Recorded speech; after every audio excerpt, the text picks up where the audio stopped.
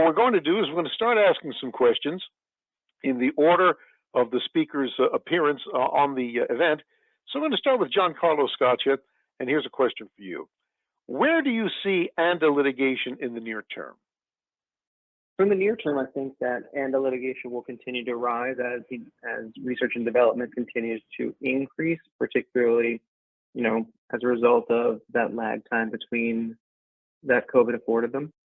I also see it continuing to develop, obviously on the NCE basis, but also from follow-on patents and maybe second-generation litigation seems to become more prevalent, particularly when it comes to additional exclusivities and patents that go beyond the NCE date.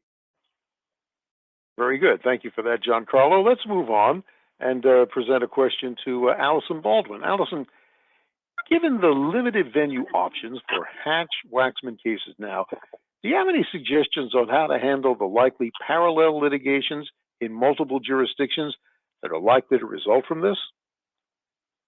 Yeah, I do. I actually think that we actually have a tool at our disposal that's going to be used more often now in Hatch-Waxman litigation, and that's multi-district litigation. In the past, MDLs have been used very rarely in Hatch-Waxman litigation. Typically, it's been in the situation where all of the ANDA defendants had venue in the District of Delaware, and Milan was the holdout in the Western District of Virginia. And so MDLs were used in order to coordinate the discovery with Milan in that district with the other cases that were in the District of Delaware. So essentially, all the cases were handled in the District of Delaware for discovery purposes.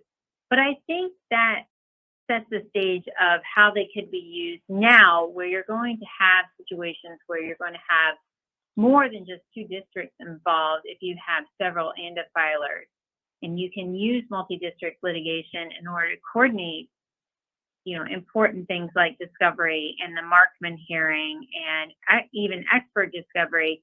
And you might even be able to then, through the MDL, deal with a lot of issues leading right up to trial, so that you're really just handling Hatch-Waxman cases in a similar fashion we did before, but with the coordination of the MDL to help avoid any parallel or unnecessary duplication of efforts or inconsistencies in Markman decisions between different district courts.